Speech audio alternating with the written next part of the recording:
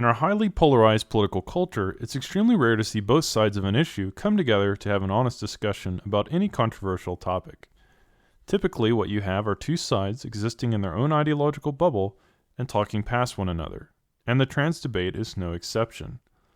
On the side fighting for trans rights, they see an oppressed minority who are overwhelmingly the victims of violence, cruelty, and intolerance, simply wanting to be treated as human beings and have access to the spaces of the gender they identify with. On the side fighting against trans rights, they see a group of mentally ill people who are demanding that everyone in society share in their delusion and whose quests for rights are often coming at the expense of other historically oppressed groups, such as women. These two ideological positions are obviously completely incompatible, and it's easy to understand why a conversation between these two groups would be difficult or impossible. But recently, on the Dr. Phil show, such a conversation was allowed to happen, and the outcome was quite entertaining. I'm Addison. And I'm Ethan. We've been together for about 5 years. And Been married. married for 3 years. I use they, them pronouns. Being non-binary just means that I just don't identify with the gender I was assigned at birth, and I don't identify exclusively with being a man or a woman. I'm something in between, outside of that binary. My pronouns are he or they. I also identify as a non-binary. To me, being a non-binary means having the sense of freedom to explore my gender in whichever way I want. I don't have to perform or pretend to be someone I'm not. I can be my authentic self. It's really important for us to share more information with people because people are curious, they want to understand, but sometimes they don't always have the opportunities to do that. This is a hot topic. Yes. That's a good thing, right? Yeah, absolutely. Why is it a good thing? I guess because it creates dialogue and it invites conversation to learn about other people. Yeah, and I think a lot of people are really confused about gender identity in these times, and it's good for us to have these conversations so people open their minds and relearn and unlearn to what we've been taught. Right. You're saying that there should be no construct of gender, just sex. You're either male or female. Right. And someone feeling in a mental, emotional way that they don't identify with the sex that they have been biologically created as and assigned at birth based on their genitalia. If they don't feel that way, that there's no construct that describes that, experiences that. Well, that's got nothing to do with the reality. So you can feel however you want. I mean, I could sit here and say that I feel like a tomato plant, but that doesn't mean that I actually am those things. So your self-perception, you can have whatever self-perception you want, but you can't expect me to take part in that self-perception or to take part in this kind of charade, this theatrical production. You don't get your own pronouns, just like you don't get your own prepositions or your own adjectives. You know, it's like if I were to tell you, my adjectives are handsome and brilliant, and whenever you're talking about me, you have to describe me as handsome and brilliant because that's how I identify. It makes no sense. You don't get your own pronouns. That's grammar, that's language. So you think it's a delusion? Someone is self-delusional. Yeah, I think it's delusion. It could be mental illness. It could be it's a lot of different things. With children, Wow. you know, there's also just a basic confusion that all kids have. Like that's why when you hear a parent say, "Oh, my 4-year-old son came to me and said that I'm a girl now, and so that's what I'm gonna raise him as a girl."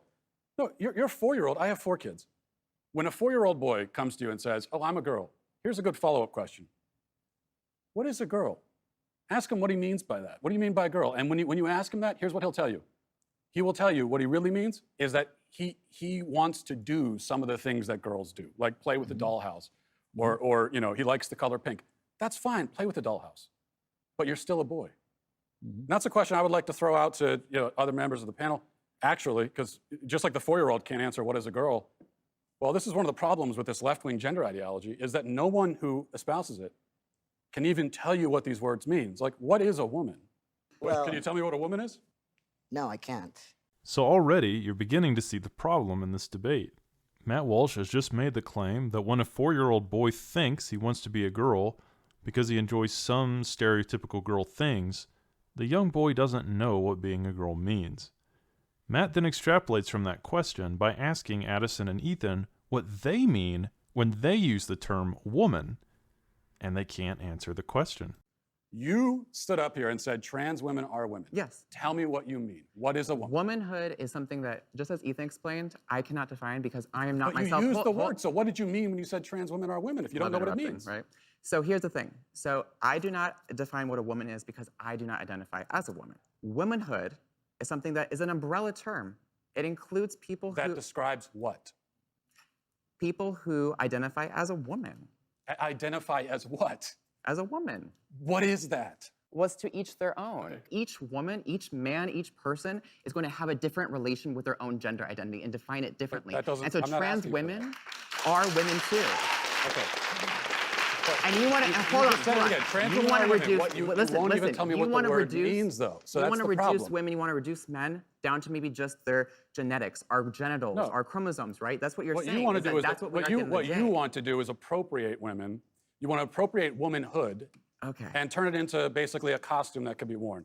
Even if we take the most generous interpretation of Addison's words here, simply attempting to grant their premise that woman means whatever you want it to mean, Matt Walsh's criticism is valid. If the term woman has no meaning and no relationship to female, the biological sex it is based on, then it means nothing at all. There's the extreme approach that you are admittedly taking. And then there's also just ordinary people that might not be comfortable with the language change.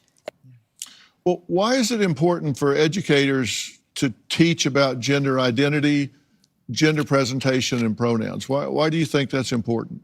Because there is a difference. There is biological sex, and a lot of times people are conflating sex and gender. So there's biological sex, and then there's gender, and that's a social construct in the sense that just because you're born biologically a female doesn't mean you automatically want to vacuum, for instance, which is usually a feminine activity or conflated that way. And so it's this idea of giving children in age-appropriate ways an understanding that these things aren't set in stone. Gender identity is not tied to biology. And you have an issue with gender-neutral restrooms. Correct. This is a war on gender. Just like how Addison mentioned before with the pumpkin that in that picture it said no gender or gender's over. Gender's over, yeah. Gender's over. Well, I believe in gender. And to deny that there's a difference, to say gender's over is radical stuff that should not be taught to third graders. That's dangerous. So again, revealing the fundamental contradiction within the philosophical position of the trans rights activists. They can't decide whether gender is whatever you want it to be, or whether it does not exist at all. But if gender does not exist at all, wouldn't that mean that the only thing left is biological sex, aka Matt Walsh's position from the very beginning? She began by saying that my view is extreme. Okay, so the view that every single person on Earth has held up until 15 seconds ago is extreme, and the view that almost everyone does right now still holds extreme, apparently, according to her. But there is this they are conflating gender and sex because on one hand they say, well, you got your biological sex, but then your gender is whatever social construct. But then they turn around and say that trans women are women. So a man who identifies with the gender, the social construct of womanhood, actually is a woman. So if you can laugh all you want, but this is a logical problem. You are conflating sex and gender just by saying that. So that's the problem. There's biological sex, and then there is gender identity. Part of me wants to ask why you care so much, because it's really not that big of a deal. Oh, yeah, can I answer that? I'd love to answer that question. I care about the truth. So basic truth matters. I want to live in a society where people care about the truth and we're grounded in truth. I care about children, and these insane ideas about gender are being foisted on kids, and that bothers me quite a bit. I care about the women who are having their opportunities stolen from them. I care quite a bit, yeah. You are a champion for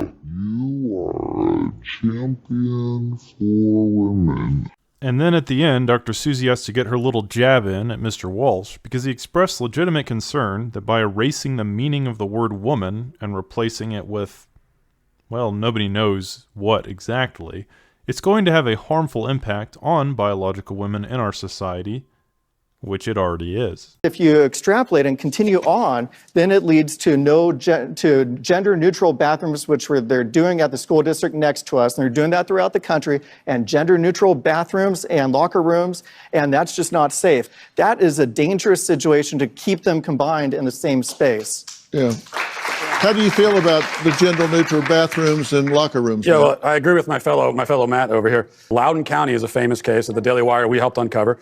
There was a gender non-conforming boy in a dress who went into a girl's restroom and violently raped a young girl. After that happened, that's when the school district decided, oh, you know what? Now we're going to open up the restrooms and invite the boys in with the girls. Now, here's what happens. Because we hear a lot about, well, gender nonconforming people, transgender people, it makes them feel bad if they're not given access to the bathrooms they want. Well, okay, so they have their feelings. What about the feelings of the girls who are getting raped? There are many girls and many women who are speaking out and saying, we want privacy in our facilities. We don't want a man in the bathroom with us. And then what we hear Most from people what we hear want from this privacy side, in the bathroom. what we hear from this side. I did not is, say that we want open bathrooms where anyone can go in. What we hear from this side is that, well, their feelings don't matter. We're not going. Who cares? You just have to deal with it, right? Because the transgender people, the gender nonconforming people, it's their feelings that take priority. I'm not trying to minimize your concern around it, but I don't know that it's a safety issue. You usually still have another bathroom that you can go to. It's a security issue. My daughter would not feel safe or secure if she had to share a bathroom or a gender-neutral locker room with boys. All right, normally on birth certificates,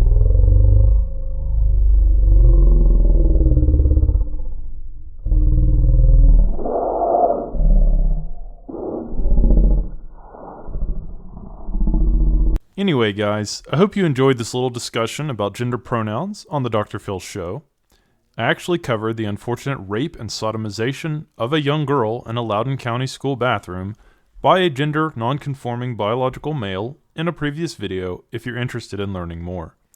Don't forget to comment what you think, drop a like, and subscribe if you would like to see more content. Thank you for watching.